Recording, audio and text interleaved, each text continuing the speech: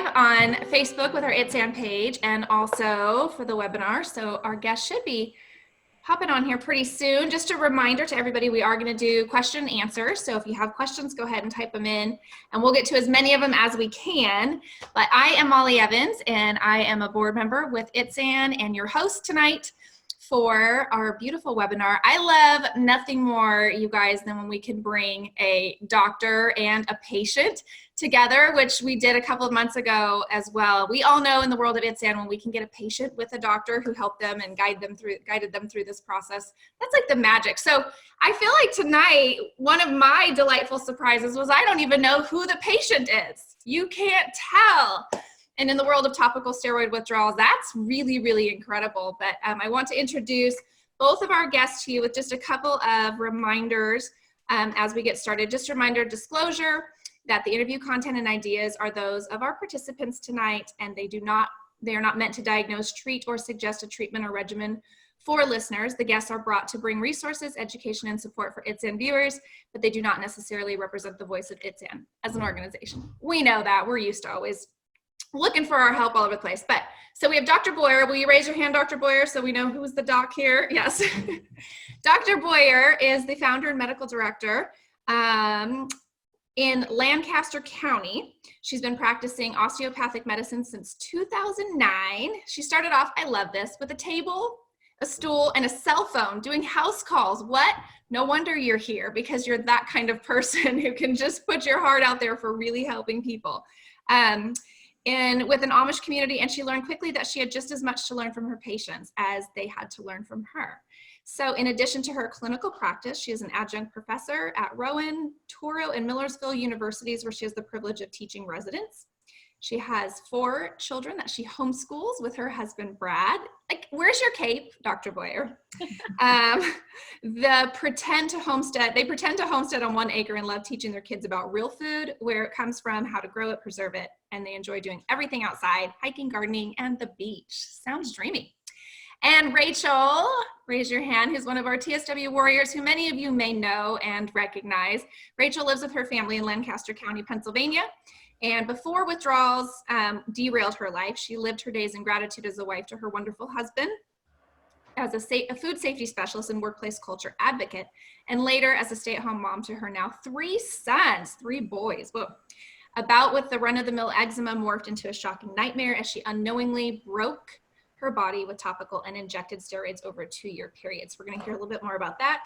After now 19 months of very intense steroid withdrawals and symptoms, and with the help of Dr. Boyer, she is experiencing look, we can see what she's experiencing. She's experiencing beautiful skin, at least on her face, and that's really good news. So we're very honored to have both of you here tonight. It validates our story, it validates our journey, and it definitely gives us all so much hope. So remember, everybody, go ahead and type in questions if you have them. Dr. Boyer, we're going to start with you.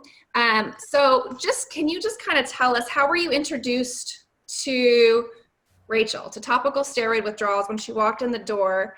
I think one of the biggest struggles we have when we're going through this is finding a doctor who will sit, listen, become curious, try to understand, and then start to work with us. So can you just kind of give us your Rachel walks in the door, how did this first meeting happen, and what were your initial thoughts?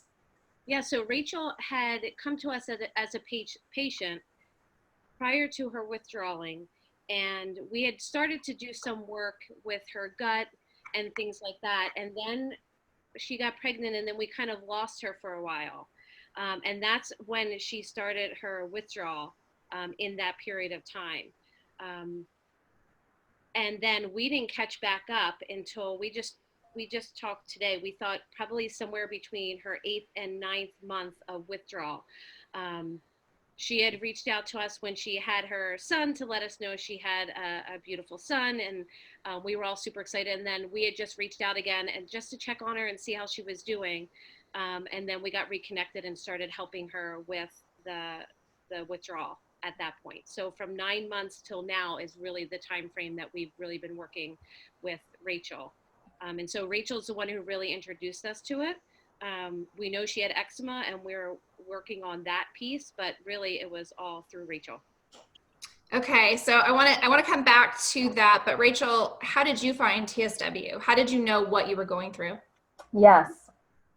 For me, I've had eczema on and off for some years, like so many others in this community. And there was a 2-year period where I had been using topical steroids more and more and needing an increased dose basically over this 2-year period.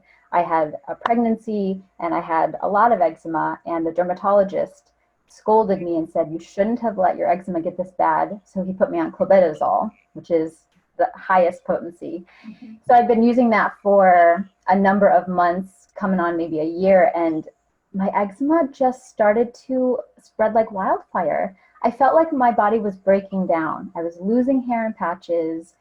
It was terrible. And then I found out about this next pregnancy with my son, who's here safely now. And I didn't want to stay on these steroids. But even if I tried to stop for a couple of days at a time, I needed them. And so I started Googling, like so many people do, what is wrong with me? I've never had eczema like this before. In my months and, probably like a good year of searching, I finally came across this practice in Lancaster County that was very natural. And so I was curious about it. And it took me a couple months to really like get brave and contact them. But once I walked in the door, even though I still didn't exactly know what was wrong with me yet, they were so welcoming and listened to everything I had to say about my whole history. And they said, one way or the other, we're going to get you fixed up. So that was the beginning of our relationship and my trust. Yeah. Did you find ITSAN? So let me think. I must have found ITSAN around the same time that I found Dr. Boyer, because when I decided to really stay off the steroids, it was because I knew about topical steroid withdrawal from Googling it. I don't even know if I officially found ITSAN yet, but I had found YouTube videos of people talking about this TSW thing. And so I started to tell my family and my mom, I think this is what it is, but no one really knew for sure. And my local doctors, nobody really seemed to believe in it or, think it was a thing. So once I quit steroids, within days, I was bedbound, like maybe 2 days. It did not take long, and I was really frightened. So very quickly thereafter, my mom moved in with me, thinking she would just help out, but a year later, she still lived with us. Wow. So in there is where I found ITSAN. I just kept Googling and searching. Yeah, which so many of us do. So Dr. Boyer, I want to get back to when Rachel walks in and she's got, obviously the flares. I'm assuming your skin is broken out. Was there an instant acceptance of what topical steroid withdrawals or the potential for steroids to have to do this or to do this to the body, or what was your first reaction? Just we're trying to get from a medical perspective. Yeah, so I think the difference is the key is that I'm board certified in 2 things. One is osteopathic manipulative medicine, and the second is integrative medicine. So I always say at my office, we don't like doctors, and I don't mean that in a derogatory way, but we treat the body completely different. And so I would say is that being an integrative medicine doc, and when we reconnected with Rachel that second time, we didn't see her in the office. We had just because she was bedbound, she couldn't get to us. And so we did it over Google Hangout or whatever, so that we could see what she looked like and could see her skin. But immediately that's when we had really talked about doing 2 things. And those 2 things I think are what's really helped. And I think Rachel would say the same thing, that those 2 things that we started after we had reconnected were really the things that propagated this cycle of trajectory of healing for her. And so as soon as we saw her face, we knew that obviously that this was a real thing. And then I did the same thing Rachel did, started Googling it, started looking it up. I watched, I don't know her name, but I watched a documentary, Preventable. Yeah. And so started doing a lot of the scientific research after seeing it and believing it as soon as we saw it. Wow. So, thank you to Brianna Banos so much for making that documentary. It's the easiest thing to just get in front of somebody if they'll take the time to take a look at it. When you're looking at her skin, at Rachel's skin from the beginning, were you head to toe? Me? Yeah. I was head to toe. Flaring. Hence everywhere. Everywhere I didn't use steroids, everywhere I did, I Yeah. could barely move. Yeah. So what can you tell us, Dr. Boyer, like what do you think her skin was doing, and maybe kind of phase it through the different months for us? Like, what do you think is happening to the body that some people experience that head to toe? Yeah, Flare? so here's the thing, ready? I think this is the biggest thing that I can really offer is that the skin is just a symptom. And when we look at the skin, whether it's eczema, psoriasis, a skin rash, we have to realize is that that's on the outside. And anytime you have a skin rash, it's just telling you that something's wrong on the inside. And so the skin is, again, just a symptom of what the bigger picture is. And so when Rachel came into us originally just with eczema, I already knew, right, that we need to work on her liver, right? And these are not things that you're going to hear from your conventional physician. We need to work on her liver. We have to get her body detoxing, right? Because if the major ways that the body detoxes, the kidney, the liver, and the bowel, if those aren't working right, our next big detoxification organ is the skin. And so gut issues and liver issues always manifest themselves on the skin. And so when anyone comes to us with eczema, our answer isn't to band-aid it with steroids. The answer is to find the root cause, find out what is actually going on that is triggering all of that for the patient. And so when you have the topical withdrawal, withdrawal is essentially what's happening is that you're putting steroids on your body and you're systemically absorbing them. Right? And when you systemically absorb all that cortisol, you're suppressing your adrenal glands, right? Mm-hmm. And when the adrenal glands can't work, and then all of a sudden you do this, you pull the rug out from what was actually just really hanging on from an adrenal perspective, all of that kind of crumbles, right? And we know that there are glucocorticoid receptors, just like the adrenals, the skin actually has them too. And so the chronic use of steroids, not only does it, we know that it breaks down the thinning and it causes atrophy of the skin, then you rip out the only thing that was holding it together was the cortisol, and you rip out that whole ability to adapt to that, and the adrenals plummet even more, and then you have no cortisol. Right? When we checked Rachel's saliva hormone test, and I think that's the other important part, is that conventional doctors aren't equipped. They are, if they would learn the tools to use, but we don't use blood tests to measure cortisol. It's inaccurate, right? And so we use saliva testing.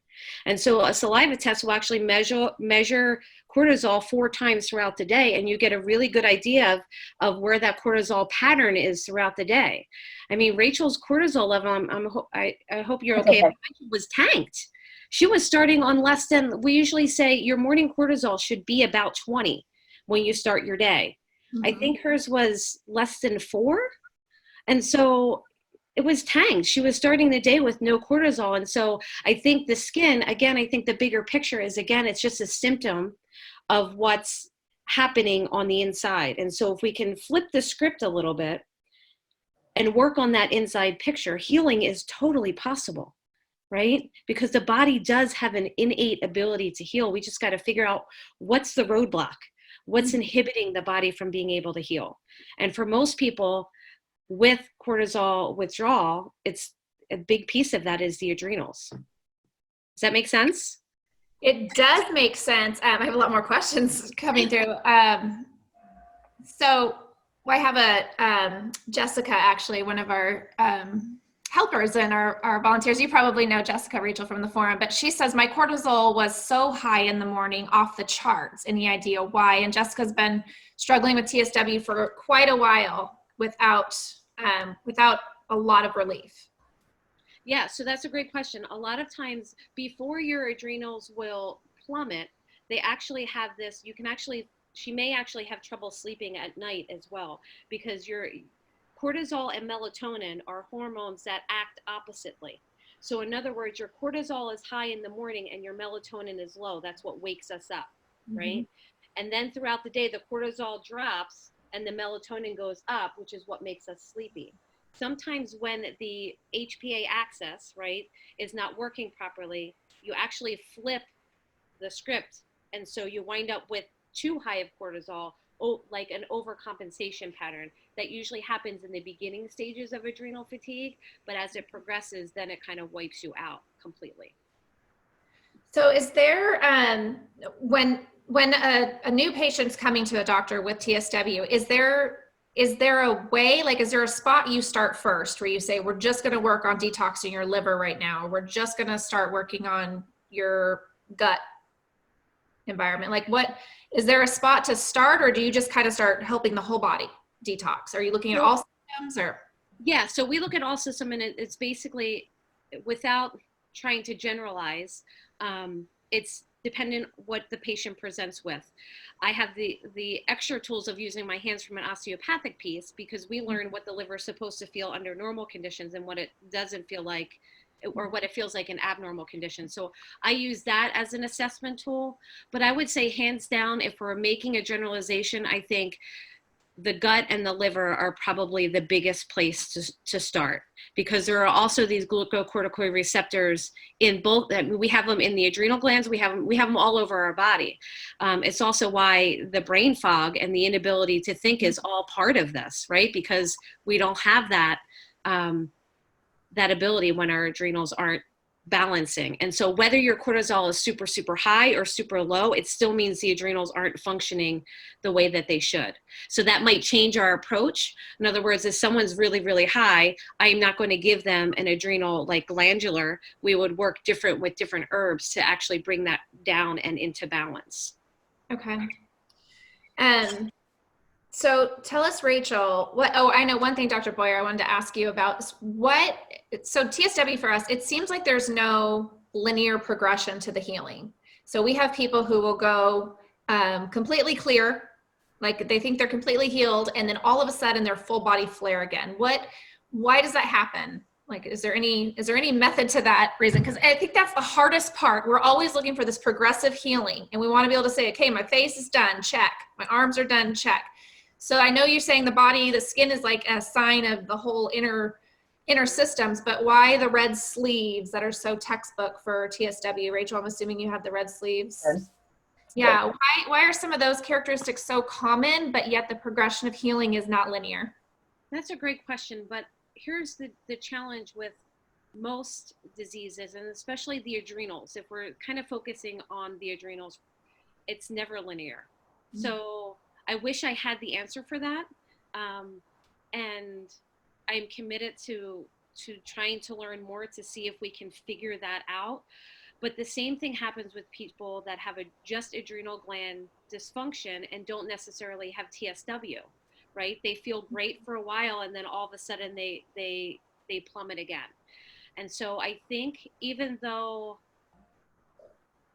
there's a lot more suffering for you guys because of that piece, I think most healing journeys that I've seen people on over the past 10 years are very similar, except they don't have the painful suffering of it being necessarily on their skin, whether it's adrenal fatigue, Hashimoto's, gut stuff.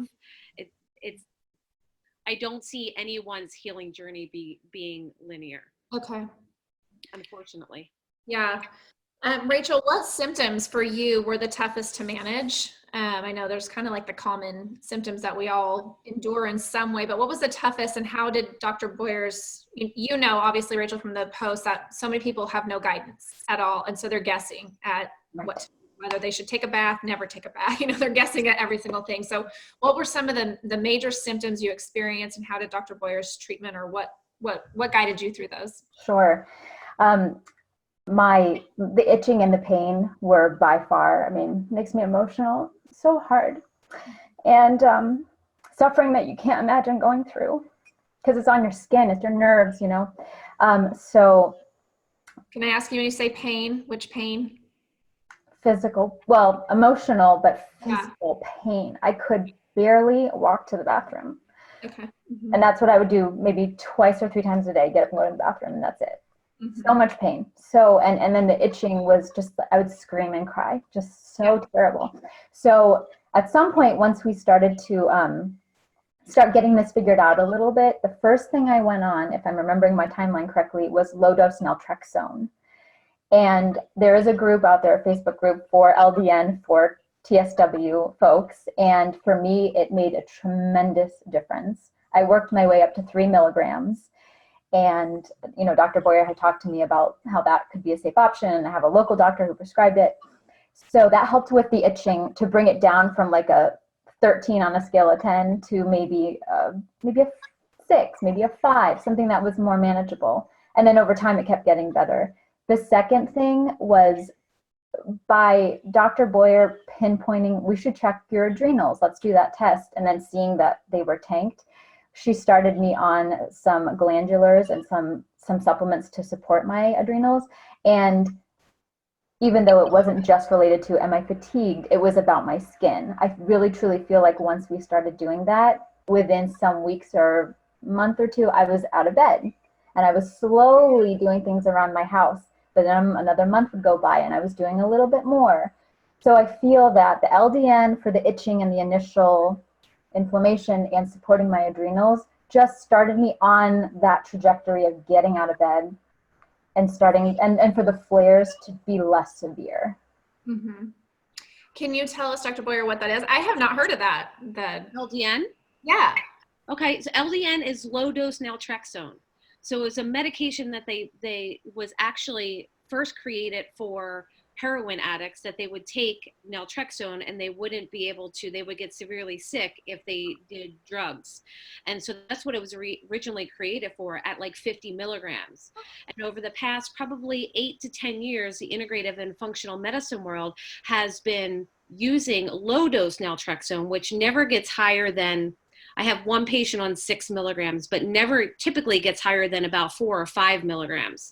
And so you start very low and you work your way up. And basically what they have found, among a million things that it's been good for, is that it modulates the immune system. So when you have this skin that's breaking down and you have all these inflammatory cytokines and inflammatory markers in the skin that are out of control, the LDN actually tapers that and modulates that so that it decreases immune response and it decreases inflammation. So we're in the integrative and functional medicine, we're using it for things like MS, we're using it for things like ulcerative colitis, we're using it for things, obviously TSW, we're using it for autoimmune thyroid disease, and we're seeing amazing results. Is this a prescription? It is a prescription, so you do need a physician to prescribe it. But I would say that I guess that's, in your guys' world, that's probably the biggest challenge, right? Is to find a physician that's going to be supportive enough to say, I don't really know what this stuff is, but let's go ahead and try it. Yeah. And do you mind if I give a quick shout out to my local doctor, because I'm just so grateful to her that she was willing to take the risk. So thank you to my doctor as well. Yeah, absolutely. Well, and I'm wondering, Dr. Boyer, if we can't find a dermatologist, I think we go to, so I think we're putting some of the pieces together too. We typically go back to the dermatologist because we see skin, but you're really talking about such a different, a way of looking at TSW, as the skin is just a reaction to everything else that we've got to process through the body. What type of doctor would you recommend somebody go to? What kind of doctor are they looking for? Yeah, this is a great question. And if I could, and Rachel and I were talking this morning, like what's the biggest thing that we could teach people? And this is exactly it, right? And so there's a whole nother world of medicine, right? Called integrative medicine or functional medicine. There are 2 subsets of medicine where there are physicians and nurse practitioners that are trained to look at the body as a whole. And our main goal is to find the root cause of disease. And so what you guys want to look for, and Molly, we can talk and you can post some resources, for websites for people to find local practitioners, but you want to look for people that are certified in functional medicine. So the Institute for Functional Medicine, or the ifm.org, has a place where you can just like find practitioners. Also the AIHM, which is the Academy of Integrative and Health Medicine, which is the board that I'm a part of. That's another thing. You can go to their website and find a local provider that will help. There's a this field that we're in is growing expansively, because we know TSW is one subset of where the medical field is failing miserably. But there are tens and 20 other disease processes, and probably more than that, that the medical field, we're just failing. We're failing to get people better because all we're doing is, right, how do you guys get in this position to begin with? It's a Band-Aid, right? When we go to the dermatologist, and that's the thing, I wish we had integrative dermatologists. We do not yet. Okay. We do not I was going to ask you that. Is there such a thing? No. Okay. Someday I hope there will be. I mean, there are more and more docs are getting into integrative medicine because we realize we're not equipped with the tools that we've been given in med school to help people. And so there are more and more and more integrative people jumping on the bandwagon for integrative medicine. So someday I really hope that there is. And there might be on both of those websites, you can look under a specialty. So you can look under dermatology and see maybe there are. But any integrative physician or nurse practitioner, it knows what we're talking about. The skin is just a symptom of what's going on the inside. And so we're not going to continue to Band-Aid it. We're actually going to figure out what the root problem is and fix it. Yeah. And so if we start out with Rachel's original diagnosis was eczema, which is, I would say, probably the majority of people going through topical steroid withdrawals, but there's other reasons. We have other people who have come into that had other diagnoses. When we start putting on the steroids, I guess, where is there such a disconnect between continuing to use, because we're suppressing everything, right? With the steroids. I mean, that seems like that would be common medical knowledge, that ongoing use of steroids is just, you're doing more than just patching up a little spot on an elbow, right? We know the steroids are getting deeper into the body. It's in the dermatology literature. Systemically, right? Yeah. I think that's the frustration that everybody has. You know, I mean, that's like our main frustration is, why were we given steroids for so long for something that is topical? If what you're saying in integrative medicine, we would know that we need to go deeper in and do something for the liver, do something for the gut. I think it's just a symptom of the entire medical culture that we find ourselves in, right? Wow. Patients aren't happy because they're not getting well. Docs aren't happy because they're having to see patients every 5 minutes, right? So the jobs I can tell you this, that physicians aren't doing it maliciously, right? They don't go into their job and say, let's put these people on steroids because we're going to cause them to go through all of this hell. You guys have been to hell and back, right? I can tell you that that's not their intent. It's only that they're maxed out. They work really too much and they don't have the tools. It's what they've learned. And because they're maxed out time-wise, they don't have the open-mindedness to go and look up these other things. And so I think it's a lack of open-mindedness, but I think it's just honestly an overall symptom of we're living in a broken medical society right now. And yeah, it's just an overall symptom. Thank you for addressing that. That wasn't on our question list, but you know, it is the main frustration, because it's like coming in, you know, we're obviously sick people when we come in, and it's like we have a medicine that's eating our bodies from the inside out. And so as we withdraw, I'm just, as you're talking, I'm picturing some of the ways in which I had to face doctors who, you know, just felt like I needed to use more steroids, but it's literally, you feel like you're being eaten from the inside out as it starts to come through the skin. And it's very traumatizing. Like Rachel said, it's so hard to go back and picture and talk some of the, you know, you want to get farther away from the problem. But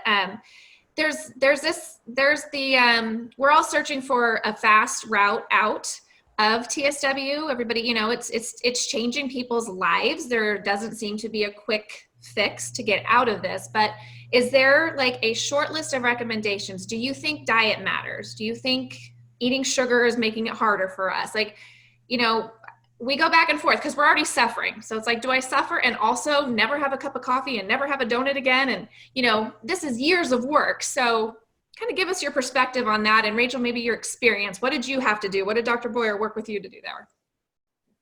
Rachel, you want to start first? Sure, I'll go ahead.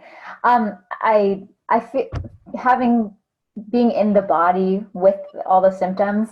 I think it's both from my experience that I do believe that our diet completely matters for healing because we know that sugar can be inflammatory. So if I'm eating sugar, it probably is going to make me itchier. And I know just generally for health, I might not heal as quickly.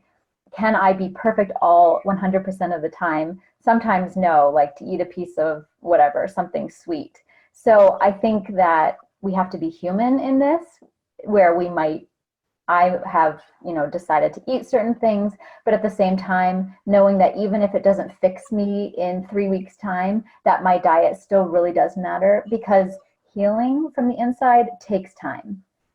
Certain medicines, like taking ibuprofen, can make you feel better really quickly if you have pain, but true healing is not like that, and we know that. So it's sort of like a commitment for the long haul to just be healthy from the inside out. And I know that that's the guidance I've gotten from Dr. Boyer and others. Dr. Boyer, what do you think? Yeah, so I would just tag team right along with that. Like, if we're saying that inflammation, and this is more literal for you guys than a lot of other things that we deal with patients, but if inflammation is fire, your body is on fire, and you guys feel that more so than any other thing that we deal with in the integrative world. Like, you guys actually feel that, right? Your body is on fire. And so what we tell patients all the time is that food does matter.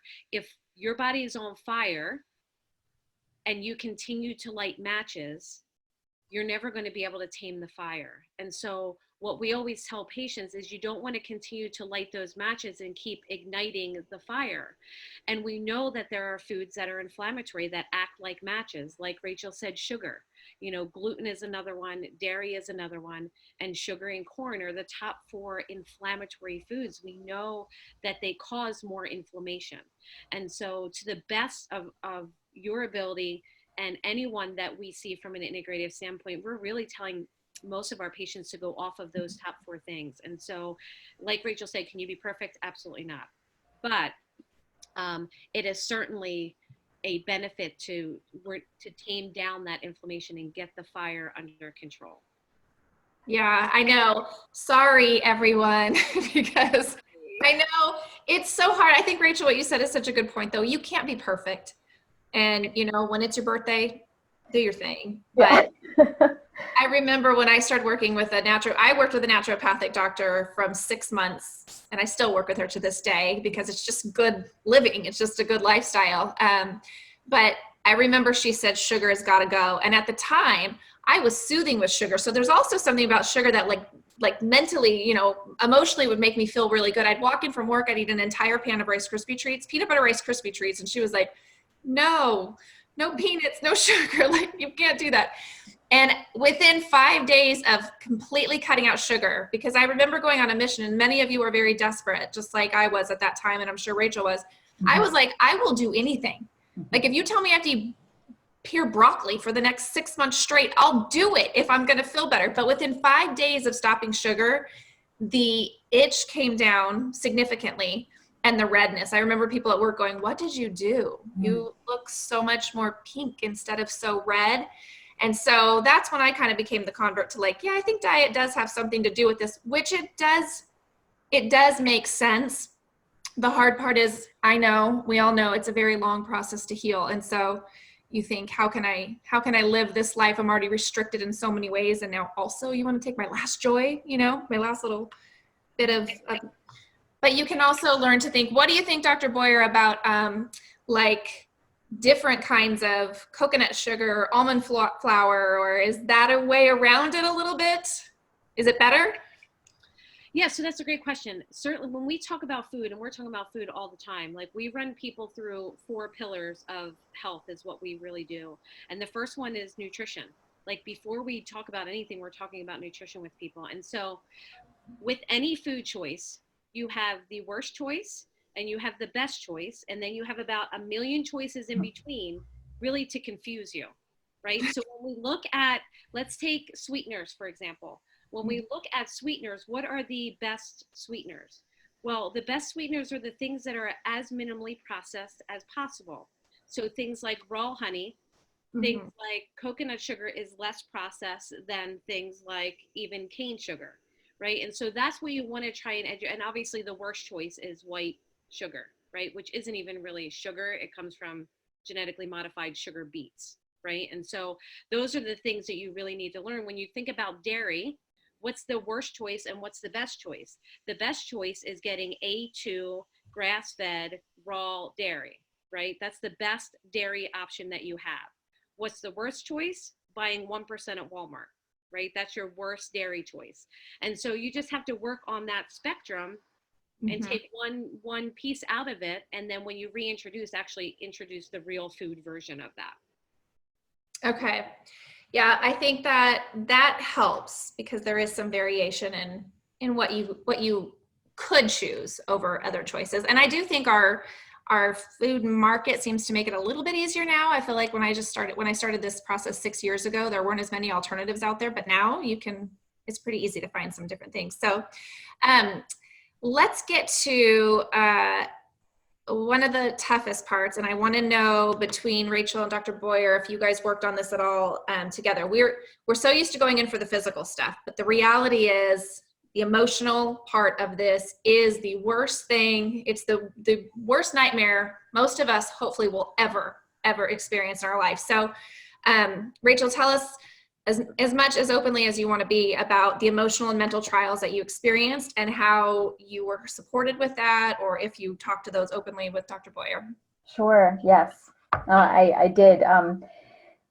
Like you said, you can't imagine going through something so devastating, and just being aware of what torture the body can go through, because it's so physical and therefore it is so emotional. I lost tons of my hair, my looks, my ability to mother my children, so many things, my mobility, my independence. So ways that I was supported, first of all, my mother moving in to be with us for over a year, my mother-in-law also moving in most of the time to care for my children while my husband worked full-time, our family, our friends. So I am so blessed, and it makes me feel so heartbroken for people who have less support. But that was amazing. And then, and my faith being a way that I could hold on for dear life and trust that God is going to stay with me. And my mom helped me with that too. And then with Dr. Boyer and the team, they ask you those questions. They asked me those questions, like, how are you doing in your spirit? How are you doing with your emotions? How are you? What is hurting the most? And it almost felt like therapy for so many of my meetings with them and my appointments. So I'm so grateful for that, because it helped me to keep working through everything.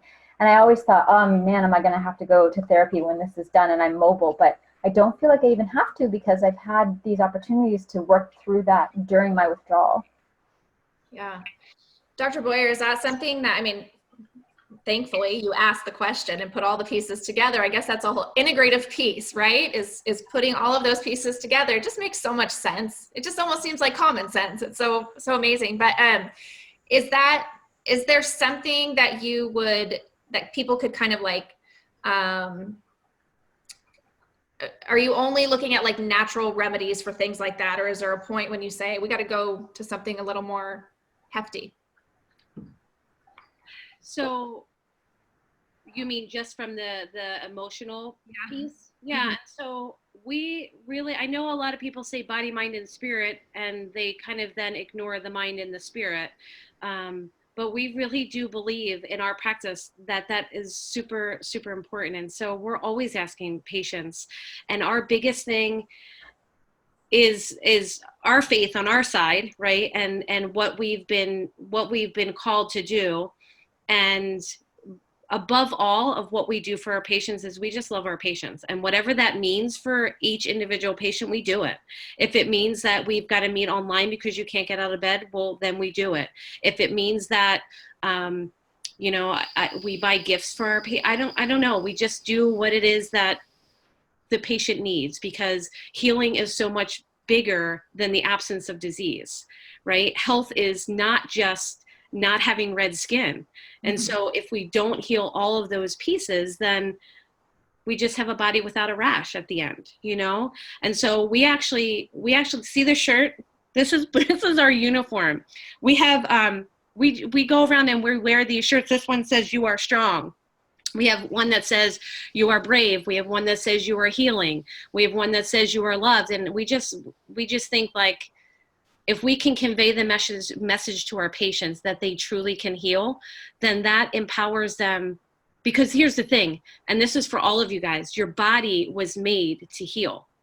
And so I know that's not something you guys hear on an everyday basis, and certainly not from conventional medicine, right? They say you can't heal without steroids and your body can't, you need these steroids. That's not true. The truth is that your body can heal.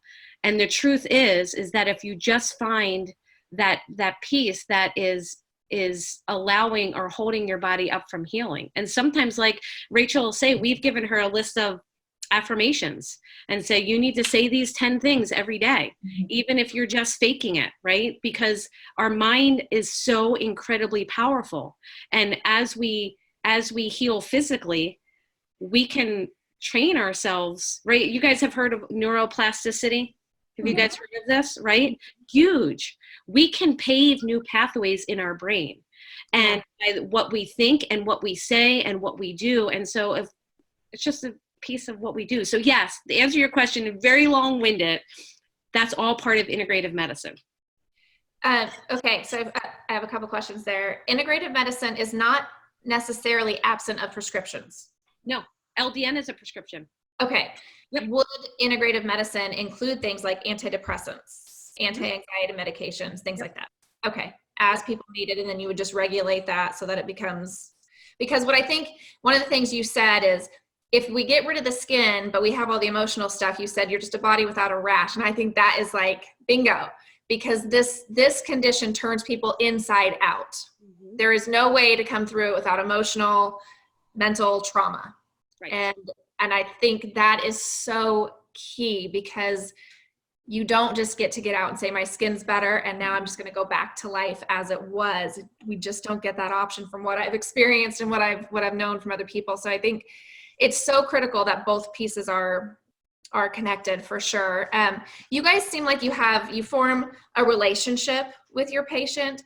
That's not typical in a lot of doctors' offices. You know, you see them and then you come back. So, Rachel, Dr. Boyer, how often did you see each other? Like, what does it look like to go through this process with a doctor who's actually kind of monitoring and paying attention and getting to know you? Yeah, I think it can certainly depend on the patient and what they're physically capable of. So I haven't even gone into the office as many times as I've been in contact with the team, because they've called me or done, video chat like this. I've been in a handful of times, but whenever I go, it's for a long time. It's like for over an hour, and it's talking in depth and crying and hugging and smiling. And so we've been able to, have this amazing bond over these visits, because there's so much time in the appointments, and they care so much in the emails, checking in, clarifying, how's this dose for you? I mean, it's just so personal and so human. Mm-hmm. I will spare you, Molly, the pictures of the day that Rachel actually came back into the office. They are really happy, but crazy tiered faces. Awesome. That's for sure. Yeah. And I think one of the things that I was at a meeting in Washington, D.C., a patient-focused meeting, and I said, what it seems like as we're listening to all these patients is that we need customized medicine. We need to be seen for who we are and what we need as a patient, but we need doctors who will listen to and have concern and compassion for that level. And so I think one of the things we're all looking for, and it's I wouldn't say we're all looking for, but in ITSAN, it's like, we wish we could give you the solution and say, here it is, you do this, then you do this, then you do this. And the truth is, because it's such a long process and how our bodies work and what's different, there's no right or wrong. There's so much debate, should I take prescription drugs ever again? Should I never take them again? Should I, there's so much debate there, and there doesn't seem to be a right answer. But Dr. Boyer, how can you kind of help us? How do you know you're on the right track? Or Rachel, maybe that's a question for you. Like, when did you know this is doing something for me, even though it maybe wasn't perfectly linear progress all the time? Right. For me, it was looking directly at the most egregious and severe symptoms. Like, I cannot overstate how terrible the itching was. And so it was just noticing, like, I used to rock back and forth, just to get through the moments and play games on my phone incessantly to distract myself. And I couldn't have my children, right? I couldn't have my children in the same room for more than like maybe 2 minutes sometimes because the noise and the movement was too much. And so it was just noticing like, oh, they've been in here for half an hour, or, oh, I could look that person in the eye when I was talking to them versus having to look down at my phone while I talked to them. Little changes like that, I just knew I was on the right track because it was all just coming down slowly. Mm-hmm. I could tell. Yeah. Some of the stuff you say, Rachel, it's like we can all relate so well. I want to know, Dr. Boyer, one of the things is how could you give us some tips for one, what kind of doctor to look for? I know Integrative Medicine, I'm definitely going to post those sites that you mentioned. But what do you think is the best way to broach the conversation with a doctor, to bring a brochure and just kind of say, here's this condition that I have in a website, if you could take a look at it? Because it's really hard when you're extremely vulnerable, sick, oozing, hurting, to try to get help and you don't have the support. Yeah, that's a really great question. And I would say, if you have a relationship with your family doc, I think that's the place to start. And to give them a brochure and ask them to take a look at it, and then follow up with, an email or a call to the office to see. But I can't stress enough finding an integrative or functional team member that's going to be able to not think you're crazy and be able to support you. And I wanted to, if you're okay with this, I wanted to mention, you had mentioned would we put someone on an antidepressant? Mm-hmm. The answer is we can, but again, that's another Band-Aid. Mm-hmm. And taking this picture broader and broader, right? If I could say one thing for you guys to work on, it would hands down be the gut. The adrenals, you can like that one viewer said, her cortisol was way high, Rachel's was way low. So that's not something that I can say across the board, everyone treat their adrenals. Mm-hmm. But the one thing that I can say is that hands down, treating your liver and treating your gut, and doing that however you can, obviously by decreasing the inflammatory foods, that's one way you treat your gut, but working on your gut with maybe taking probiotics or fermented foods, right?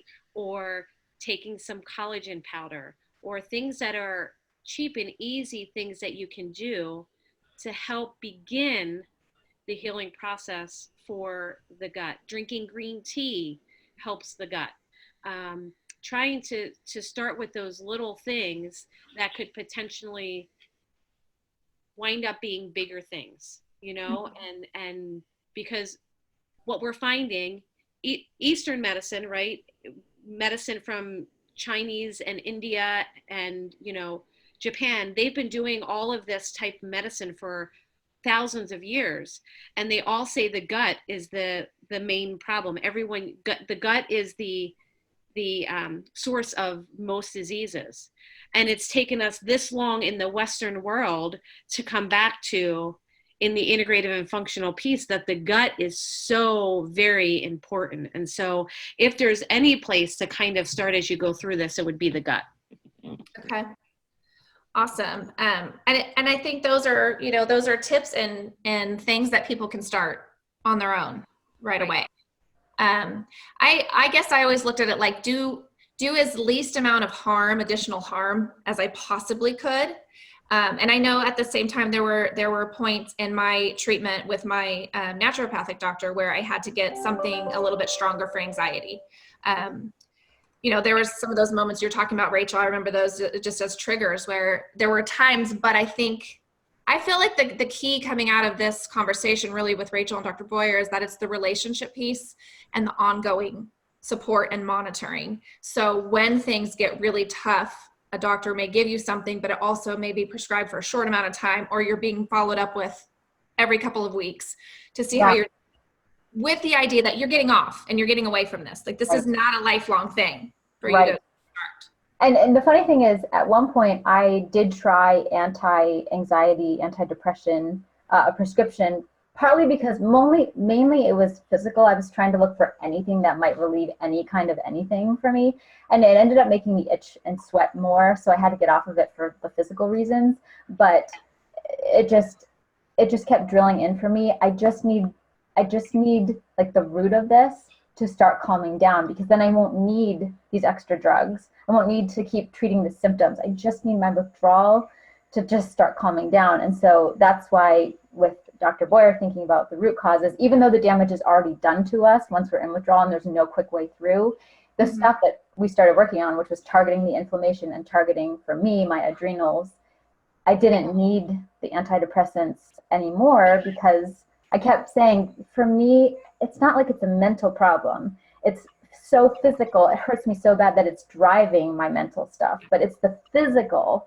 And so that helps so much her understanding of what was happening in my body. Yeah. Question, Dr. Boyer, for you. We have a viewer wants to know if there's a specific gut supplement that you recommend, but also are there any other, I'm not sure, is that what Rachel mostly took, was like supplements, vitamins? Is there anything else that people could get over the counter that would be helpful? You said probiotics. Yeah, so here's the thing. Again, food's the most important thing, right? So probiotics are a good thing. And here's the thing. We're in the very baby stages of figuring out probiotics, right? And there's new research coming out all the time where a lack of this probiotic affects this and more of this. And so what we know is that eating foods that have living probiotics, like fermented foods, is even better than taking probiotics. And so grabbing yourself some raw sauerkraut or raw kimchi in the health food store. And even if you can't eat it, we do this for babies, okay? Take a little bit, not the spicy kimchi, obviously, but let's just say sauerkraut. Take the juice out of the sauerkraut and put it in a glass. Even if this is all you can tolerate, take one dropper out of the juice and put it in a glass, and then fill this up with water and drink that through the day. Just that little bit is beneficial. And then you can build yourself up to be able to eat more fermented things. But as far as a supplement, it's kind of tricky, because some things you can do before the gut, it depends on the level of inflammation. So I would say things that are a no-brainer that help with the gut are aloe vera. If you can find aloe vera that is processed appropriately, so aloe vera juice. You got to be a little bit careful there, because sometimes they wind up with heavy metals in them, so you got to be a little bit careful. But if you Google ones that have been third-party tested, aloe vera juice really helps with the gut, and from a cheap perspective, something that you can get, at any local health food store. And I know this is a little bit of a topic of debate in the TSW world, but licorice is great for the gut. And the one that you specifically get for the gut is something called DGL, or deglycerinized licorice. And so licorice is great for the gut. We hear a lot about that one for that licorice is something similar to steroids, or makes the body thinks it's on steroids again. It's very interesting. I was just actually reading this article. So it's in the same steroid pathway that is created in the adrenal gland. So everything starts with cholesterol, right? Cholesterol gets broken down into one subset part called pregnenolone, and then that gets broken down to cortisol and then something called aldosterone. So the adrenals secrete, they're a very small organ, but they secrete a ton of stuff. They secrete cortisol, which we know, but then they also secrete aldosterone, which acts like a salt, which helps reabsorb sodium from our kidneys to keep our blood pressure up. That's why when you have adrenal fatigue, you stand up and you get lightheaded, because you don't have enough aldosterone. What licorice actually does is it inhibits one enzyme so that you don't produce cortisol, you wind up producing more aldosterone. And so they work very, very closely with one another, especially in the skin, because there are receptors for both cortisol and aldosterone in our skin. And so licorice actually is in the same pathway, but it doesn't increase cortisol. It actually increases something called aldosterone. So I don't know. I'd love to do research if I only had the time and money to do it, but to figure out, is it because there's something in the TSW world where you go on licorice and then when you come off, the withdrawal's worse? Is that right? Like you rebound again, yeah. The question I would then kind of tack on to that is that because we're not addressing the other portions of the adrenal gland, right? So we're helping the adrenal gland by giving the mineral corticoid or the salt, the aldosterone, but we're not fixing the other pieces. I would be interested to find out, because like the glandulars that we put Rachel on, they are like adrenal gland all ground up and put into a capsule. So it has all of that, right? It has stuff that produces cortisol, stuff that produces aldosterone, some stuff that even produces some of our sex hormones. Mm-hmm. And so all of that is what the adrenal gland is supposed to produce. So I don't know. I've got to dig through the research a little bit more and figure out why that is. Mm-hmm. Because it would be really cool to know. You know what I am envisioning? This round table, and at 2 round tables, and at one of them, Rachel and I and a bunch of other warriors are sitting at, and we're kind of going through what happened to us and how it happened. And then at the other round table, there's Dr. Boyer and my naturopathic doctor, Dr. Marshall, and then a bunch of dermatologists and other doctors. And you're having this exact kind of conversation that sounds like Greek to me, that I don't understand, but there's a medical conversation about our condition specifically, and like maybe I just want the curiosity to occur, you know, where there's the validation of like, we're right here, we're like your specimens, we're right here, and we can tell you exactly what happens. And then this team of medical brains like you obviously have would sit and just be so curious about us and this condition and help to draw some conclusions. And obviously research would be amazing. I think most of us are definitely in the space of feeling like we're just out here in no man's land, guessing at everything. Every tip that you suggested, I'm sure there's going to be a lot of aloe vera sales tomorrow and probiotic and kimchi, but we will try everything because we're at this point of desperation. But I want to know, before we go, one question we had from a viewer: is intermittent fasting helpful in any way to get the body back on track? Does that make any sense? Yeah, intermittent fasting can be very, very helpful, because what you're doing is you're actually putting your body in a rest state, especially, see, here's the key, especially if you're eating inflammatory foods, you're taking a break and not putting those into your body. And even if you're not doing inflammatory foods, they have the research has shown that intermittent fasting has been able to modulate the immune system. So again, this is an immune system inflammatory problem, right? And so if you can modulate and downregulate that immune system, then absolutely you can make drastic changes on both the immune system and the inflammation. The key is this, though, is that I think with intermittent fasting, we jump on board and we're going to do it, right? When you're so desperate, you do it every day. And the research is pretty clear that 3 to 4 days a week of intermittent fasting is enough. And I would suggest that if you do intermittent fasting, you don't skip breakfast, you skip dinner, right? Because the more food we put into our system later at night, that's what turns into, and our body isn't able to process it. So when I intermittent fast, and I intermittent fast usually 2 to 3 days a week, I will eat in the morning, but then I will be done about at my 3:30 break at work. I will eat my last meal, and then I won't eat until the next morning. Okay. And so usually staying about 16 and 8 is usually 15 and 9, something like that. In other words, you eat for 8 hours of time and you fast for 16 hours of time. I think that's what the research has shown most benefit, 3 days a week. Okay. Thank you for answering that. Dr. Boyer, do you do any kind of telemedicine, or is there another way people can get a hold of you, or it would be something that they could send questions to me and I could ask you once in a while? What's the best way if people are like, I need some of this?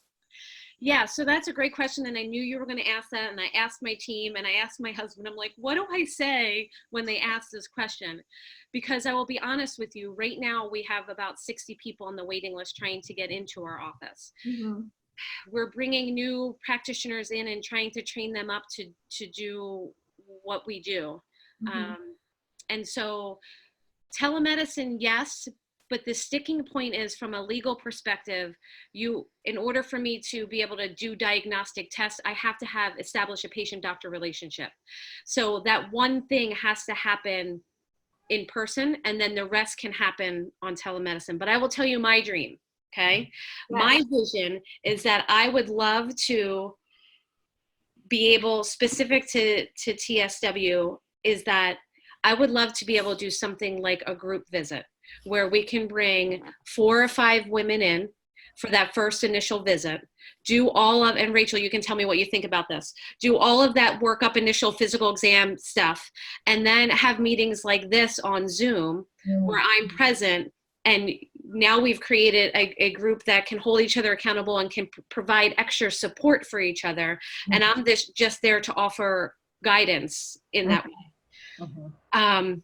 So in that respect, I would love to be able to figure out a way to make that happen. So I would say if that's something that people are interested in, we can certainly figure it out, create. I tell everyone I'm free between 2 a.m. and 5 a.m. every day.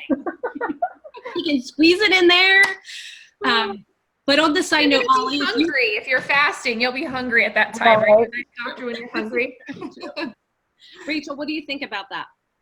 I think that if I had more guidance like this, even if I couldn't be in the office, well, I couldn't be in the office. So it could have been beneficial, or maybe would be beneficial to others, in that it's those ideas that you feel like are really getting you down the right path.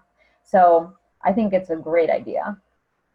And me and Rachel were saying, what if we could get people before they actually start the withdrawal process? What if we could check their adrenals then, check their blood work, get their gut in a little bit better shape, treat their liver, and then say, okay, this is the day we're going to pull the trigger. And then, you know what I mean? I just wonder how much, how that would change the trajectory of the healing process. Right. And it would be, so if I could go back and do that, I would have done that. I would just, I wonder.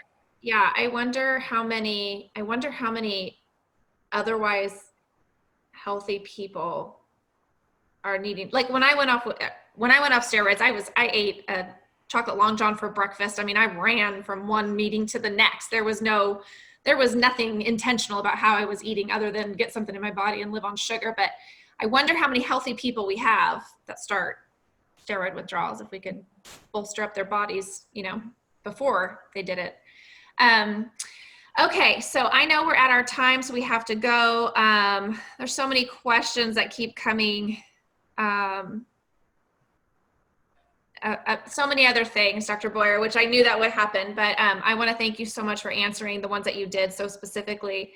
And Rachel, thank you for sharing your story. I know how emotionally difficult that can be, but you're just a light of hope for everybody in our community. To see you show up tonight, I was just so excited. I really didn't know when she got on. I was like, I asked her, I think I said first, are you Dr. Boyer? But it's such a gift when another warrior, and we call each other warriors, not because we're doing this the tough, and we don't want to be rogue. We don't want to be out there on our own. We want to be warriors because we're committed to getting ourselves healthy, and we'll do anything as long as it is good for us. But all we are really seeking is support, medical guidance, and someone to hold our hand and tell us, hey, when you feel like this, it's because this is happening to your body. It's like for most of, we're educated, hardworking people, or we're parents helping kids go through this, and we just don't know what is happening. So if we had more science to make it make sense, it would help this process be a lot easier. So Rachel, thanks for sharing your story. I look forward to seeing you more in the pages, and thanks for continuing to contribute, because the worst thing we can do is just walk away from our community when they need those of us with faces that look like ours right now to say, hey, you're going to get better. This is my community. I'm going to email you. I know you have people knocking down your door to get in, but if there's any way, I mean, what you shared with us tonight, just some of the insights that you gave us, the belief in who we are and what we're going through is a gift that we just can't be more grateful for. So thank you so much for spending this time with us tonight and giving us that. I mean, it really does. It honors our entire community so much. So you guys are angels for us tonight. I thank you very much, and we will be in touch. And to everybody and watching us tonight or seeing this later on, just know that the work continues to give you every ounce of support that we possibly can. We won't stop until more people are aware and you have more tools in your pocket to get through this as fast and healthy as possible. So good night, everybody. We wish you well. Thank you. Thanks, Molly.